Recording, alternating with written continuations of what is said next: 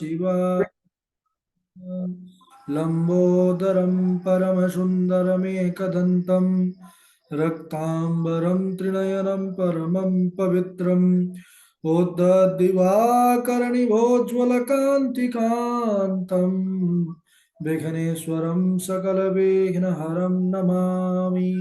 नमः परमहंसास्वादितचरणकमलचिन्मकरन्दाय भक्तजनमानसनिवासाय श्रीरामचन्द्राय कृष्णत्वदेयपदपङ्कजपञ्जरान्ते अद्यैव मे विशतु मानसराजहंसः प्राणप्रयाणसमये कफवातपित्तैः कण्ठावरोधनविधौ स्मरणं कुतस्ते नारायणं नमस्कृत्य नरं चैव नरोत्तमम् देवीं सरस्वतीं व्यासं ततो जयमुदीरयेत्।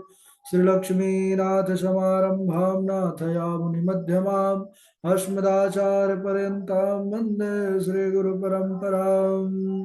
ध्याये नित्यं महेशं रजतगिरिनिभं चारुचन्द्रावतंसं रत्नाकल्पोज्ज्वलाङ्गं परशुमृगवराभीतिहस्तं प्रसन्नं पद्मासीनं समन्तस्तुतममरगणैर्व्राघ्रकृत्यं वसानं विश्वाद्यं विश्वबीजं निखिलभयहरं पञ्चवक्त्रं त्रिनेत्रं करचरणकृतं वा कायजं कर्मजं वा श्रवणनयनजं वा मानसं वापराधं विहितमविहितं वा सर्वमेतत्क्षमस्व।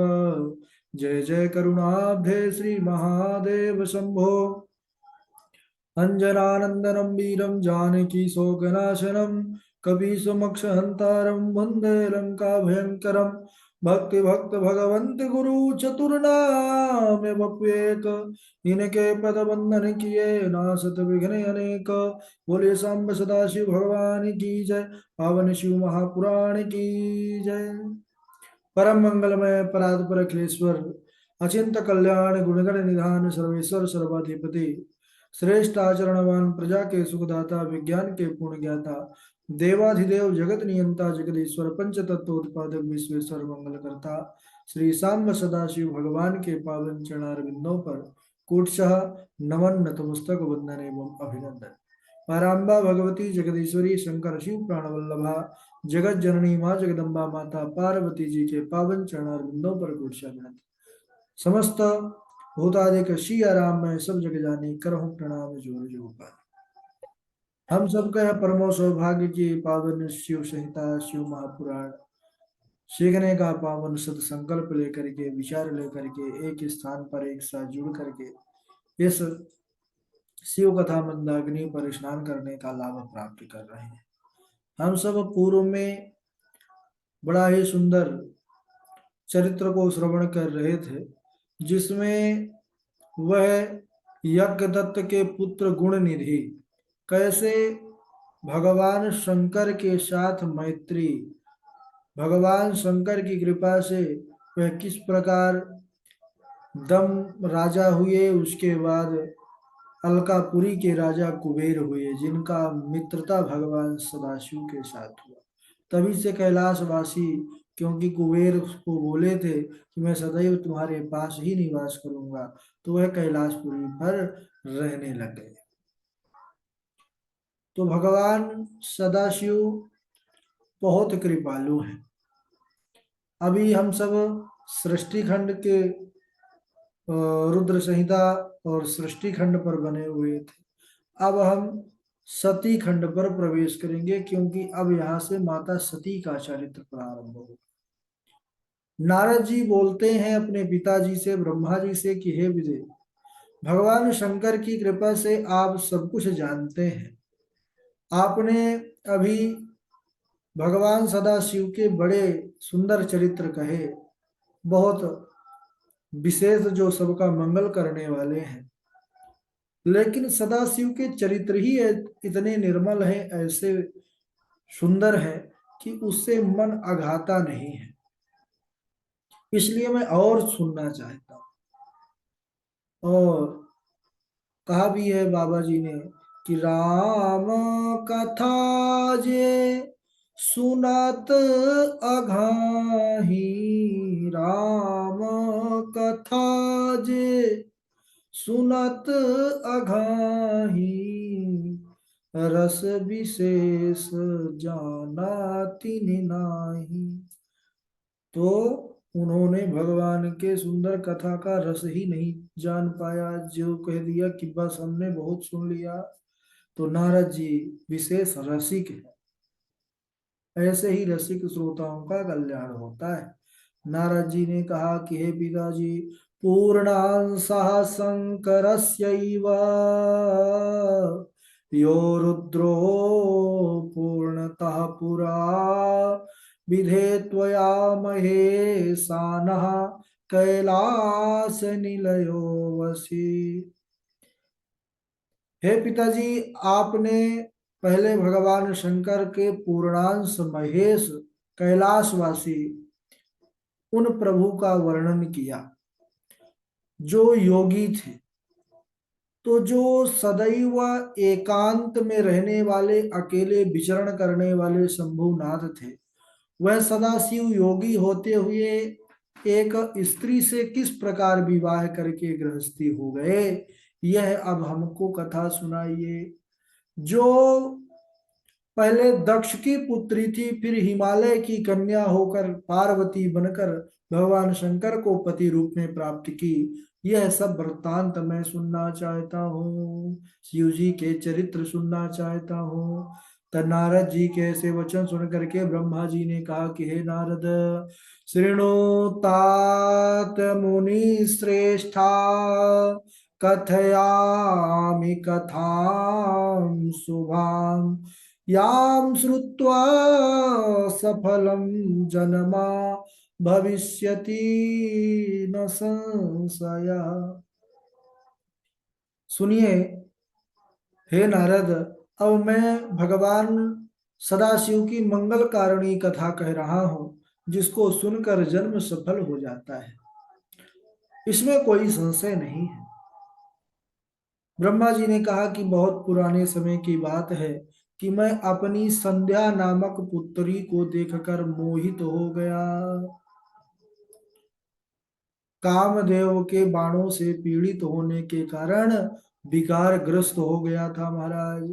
उस समय धर्म के द्वारा प्रेरित किए जाने पर, धर्म के द्वारा याद किए जाने पर महायोगी उन शंभुनाथ ने रुद्र पुत्रों सहित मुझे बहुत धिक्कारा था और फिर अपने स्थान को चले गए थे। भगवान शंभुनाथ ने ब्रह्मा जी को जब धिक्कारा, तो ब्रह्मा जी कहने लगे कि हे पुत्र, फिर उनकी माया से मैं मोहित हो गया और मैं वेद वक्ता होने पर भी मूढ़ बुद्धि वाला बन गया और उन्हीं परमेश्वर शंकर के साथ में अकरणीय कार्य करने लग गया, द्वेष करने लग गया। तब विष्णु जी ने मुझे बहुत समझाया कि वह सदाशिव कोई साधारण नहीं है, वह परम तत्व है। भली भांति उन्होंने बतलाया, लेकिन रमापति के समझाने पर भी मैं उनसे ईर्ष्या नहीं छोड़ा। उन यह जो है, उनसे ईर्ष्या का हठ मैं पकड़े रहा। तब फिर मैंने शक्ति की सेवा कर उन्हें प्रसन्न किया और उनकी ही कृपा से शिव को मोहित करने के लिए मैंने अपने पुत्र दक्ष से बीरण की कन्या अस्कनी के गर्भ से कन्या को उत्पन्न कराया। अपने भक्तों का हित करने वाली जगदम्बा उमा दक्ष की पुत्री के नाम से प्रसिद्ध होकर बड़ा घोर तप करके अपनी दृढ़ भक्ति के द्वारा, तपस्या के द्वारा वह रुद्र की पत्नी हो गई। हे मुने, उनके साथ विहार करते हुए निर्विकार वह शिव का सुख का वह सुखकारी समय बहुत अनंत कालों तक महाराज चलता रहा और बहुत सा समय बीत गया। उसके बाद किसी निजी इच्छा के कारण रुद्र की दक्ष से स्पर्धा हो गई, यानी शंकर जी का दक्ष के साथ। भागवत में तो सुने भी हैं, यहाँ भी अभी वही कथा आएगी। तो उस समय शिव की माया से दक्ष मोहित होकर के अहंकार से भर गया महाराज, मूढ़ बुद्धि वाला बन गया, और उनके ही प्रभाव से महान अहंकार उसके अंदर आ गया भगवान की माया के कारण। और दक्ष उन्हीं महाशांत भोले बाबा से ही द्वेष करने लगा, उनकी निंदा करने लगा। अरे नहीं को आस जन मा जग माही, प्रभुता पाही जाहि माद नाही। तो दक्ष भी गर्व से भर गया और कहने लगा देवताओं के सामने, दक्ष ने मुझे, विष्णु को तथा सभी देवताओं को बुलाया और सदा शिव को बिना बुलाए ही यज्ञ कर डाला। क्यों? क्योंकि नहीं बुलाऊंगा तो अपमान होगा। अपने आप को महादेव बड़ा बड़ा देव समझता है, तो अब उसको बुलाऊंगा नहीं तब उसका हाल ठीक होगा। ऐसा दक्ष की मूढ़ बुद्धि विचार करने लग गई। तो किसी कारणवश रुद्र पर असंतुष्ट क्रोध से भरे हुए दक्ष प्रजापति उन्हें यज्ञ में नहीं बुलाया, और दुर्भाग्यवश अपनी पुत्री को भी कोई न्योता नहीं दिया, कि अपनी पुत्री को भी नहीं बोला कि मैं यज्ञ कर रहा हूं तुम आ जाना। तब माया से मोहित चित्त दक्ष प्रजापति जब आमंत्रित नहीं किया भगवान सदाशिव को न भगवती को, और अकेले ही यज्ञ करने का प्रयत्न किया, तब उन महासाध्वी सती ने लौकिक लीला प्रारंभ की। भगवान आशुतोष से आज्ञा मांगी कि मैं अपने पिता के यज्ञ में चली जाऊं, तो उस यज्ञ में आमंत्रित नहीं किया गया, ऐसा सदाशिव ने कहा। और उनको कहा कि तुम मत जाओ, क्योंकि अगर वहां बिना बुलाए जाओगी तो वहां अपमान होगा, और बिना बुलाए शास्त्र जाने की आज्ञा नहीं देता। तब भगवान ने कहा कि हे देवी नहीं जाना है। देवी ने कहा कि अरे अपने घर तो बुलाने की प्रतीक्षा नहीं करनी चाहिए, जाना ही चाहिए। तब भगवान ने कहा जानबूझ करके जहां द्वेष मान करके ना बुलाया जाए तो नहीं जाना चाहिए, फिर जैसी आपकी इच्छा। लेकिन भगवती को तो लीला करनी थी, जगदम्बा सब कुछ जानती है। वह अपने पिता के यज्ञ में जाती हैं, वहां गई तो माता बड़े प्रेम से मिली, लेकिन महाराज पिता और सभी लोग बड़ा उनका अपमान किए, लेकिन देवी ने किसी का बुरा नहीं माना। और वह यज्ञशाला का निरीक्षण करने जाती हैं, और वहां जब गई तो भगवान शंभुनाथ का कहीं पर स्थान जब उनको नहीं दिखा, तब वह बड़ी क्रोधित हो जाती हैं और अपने पिता से अपमानित होकर वहां सभी की निंदा करने लग जाती हैं, और योगाग्नि के द्वारा शरीर को छोड़ देती है। यह सुनकर के देवेश्वर रुद्र ने बहुत क्रोध किया और अपनी जटा उखाड़कर वीरभद्र को उत्पन्न किया। गणों सहित उत्पन्न वीरभद्र ने कहा कि मैं क्या करूं। तब शिव जी ने आज्ञा दी, सर्वापमानम पूर्वम ही यज्ञ ध्वंसम दिदेशहा। हे वीरभद्र, तुम दक्ष के यज्ञ में आए हुए सभी का अपमान करते हुए दक्ष के यज्ञ का विध्वंस कर दो। शिव जी की आज्ञा पाते ही महाराज वह वीरभद्र महाबलवान था, वह शंकर जी से ही प्रकट हुआ था, तो बल का कहना ही क्या। वह गणेश्वर वीरभद्र अपनी बहुत सी सेना लेकर के गया और दक्ष का विध्वंस करने के लिए पहुंच गया, जहां पर यज्ञ हो रहा था कनखल हरिद्वार में। वीरभद्र ने सबको दंडित किया और उसने देवताओं के साथ विष्णु जी को जीत लिया, दक्ष का सिर काट लिया और उस सिर को अग्नि कुंड में स्वाहा कर दिया, पूरे यज्ञ को नष्ट कर दिया महाराज। सभी देवताओं ने यज्ञ पूर्णता के लिए फिर भगवान शिव की स्तुति की। तब भगवान आशुतोष प्रसन्न हो गए, उन्होंने कृपा किया और दक्ष प्रजापति को जीवित करके यज्ञ पूर्ण कराया। सती के शरीर से जो दिव्य ज्वाला चारों तरफ गिरती है, कहते हैं कि वह जिस पर्वत पर गिरी वह लोके के द्वारा पूजित हो गया। ज्वालामुखी विख्याता सर्व काम फल प्रदा बभूव परमा देवी दर्शनात् पापहारिणी। ज्वालामुखी के नाम से वह देवी प्रसिद्ध हो गई और सभी की कामनाओं को पूर्ण करने वाली हो गई। इस प्रकार महाराज यह भगवती इसके बाद अभी और अद्भुत चरित्र है, विस्तार पूर्वक है कि माता सती कैसे कैसे गई हैं। तो अभी यहीं तक, इसके अगले दिवस श्रवण करेंगे क्योंकि श्लोक यहाँ तक हो गए, इनको कंठस्थ भी करना है। बोलिए सदाशिव भगवान की जय। चलिए बारी बारी श्लोक सुनाएंगे। सर्वप्रथम पावनी जी हैं, फिर पंडित राजेश शर्मा जी हैं, हमारे परशुराम जी हैं, नंद जी हैं, कार्तिक जी हैं, डॉक्टर साहब हैं, धारणा चैतन्य जी हैं। आप सभी का स्वागत है, प्रारंभ करें। राधे राधे गुरु जी। सुनाए, हम सुनाए जी जी। जी। दीपदाना शिवस्तुष्टो भवतीति श्रुतिरितम् एवं फलति कालेन शिव्यवर्पमपि यत्कृतम् इति ज्ञात्वा शिवे कार्यं भजनं सुमुखार्तिभिः पाद्मे कल्पे मम पुरा ब्रह्मणो मानसात् सुतात् पुलस्त्याद् विश्रवणा यज्ञे तस्य वैश्रवणा सुतः उमा उमे त्वदीय पुत्रोऽयं न चक्रूरेण चक्षुषा। राधे राधे गुरु जी।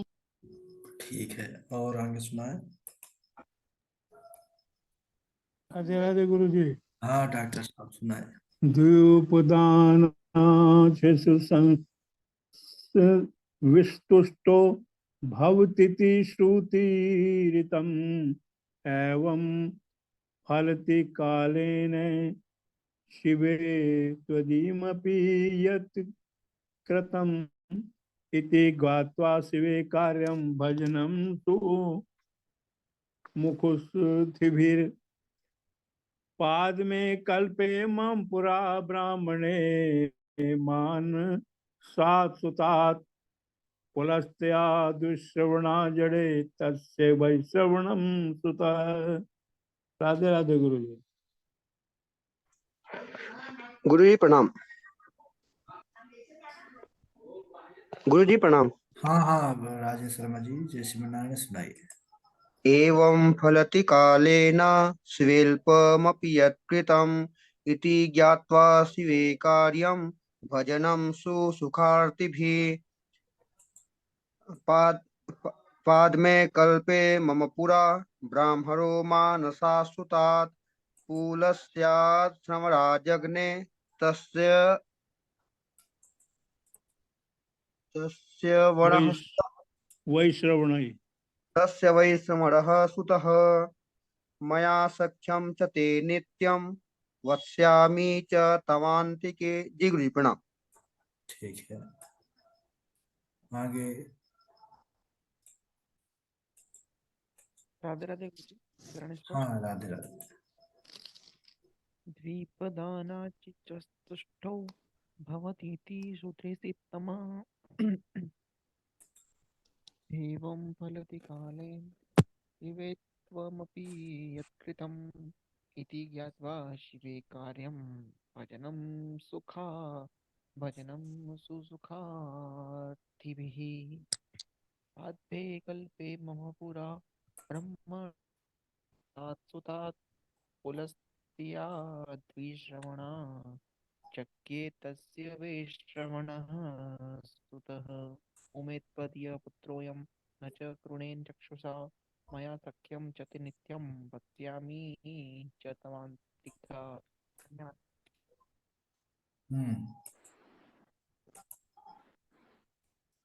आगे सुनाए। जी गुरु जी राधे राधे। राधे। दीपदानं शिवा तुष्टो भवतीति श्रुतिरित्तमम् एवं फलानि कालेन शिवे अल्पमपि यत्कृतम् इति ज्ञात्वा शिवे कार्यं भजनं सुखार्तभिः पादमे कल्पे मम पुरा ब्राह्मणो मानसात् सुतात् कुलस्याद् विसृण्वा जज्ञे तस्या वैश्रवणस्तुता उमे त्वदीय पुत्रोऽयं न चाक्रूरेण चक्षुषा मया सख्यं च ते नित्यं वस्यामि च तवान्तिके। जय श्री राधे। हाँ, धारणा चैतन्य जी।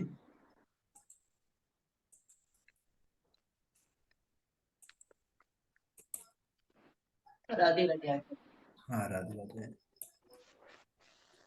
दीपदाना शिवस्तुष्टो भवति ते श्रुतिरितम् एवं फलति कालेन शिवे अल्पमपि यत्कृतम् इति ज्ञाता शिवे कार्यं भजनं सुसुखार्तिभिः पाद्मे कल्पे मम पुरा ब्रह्मणो मानसा सुता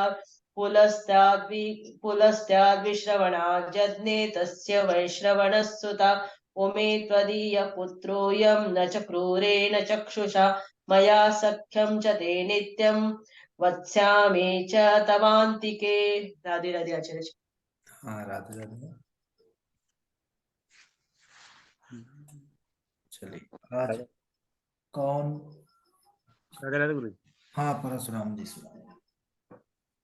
उमे त्वदीयपुत्रोऽयं न च क्रूरेण चक्षुषा मया सख्यं च ते नित्यं वतस्यामि च त्वान्तिके पादमे कल्पे मम पुरा ब्राह्मणो मानसात् सुतात् कुलतस्यात् विश्रवा जज्ञे तस्य वैश्रवणः सुत एवं फलति कालेन शिवे अल्पमपि यत्कृतम् इति ज्ञात्वा शिवे कार्यं भजनं सुसुखार्तिभिः।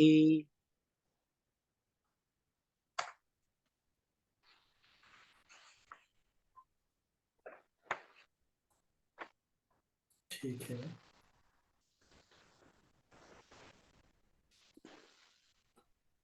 ठीक है। आज कौन सुनाएंगे प्रवचन?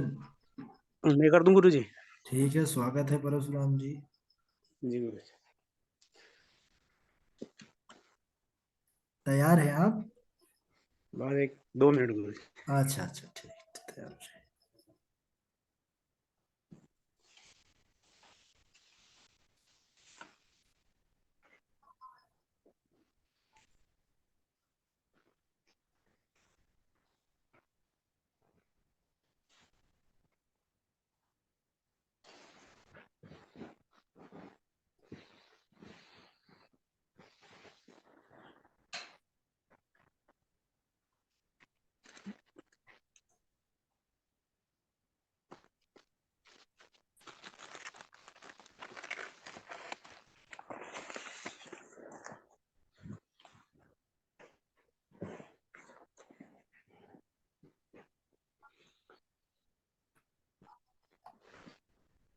श्री गणेशाय नमः।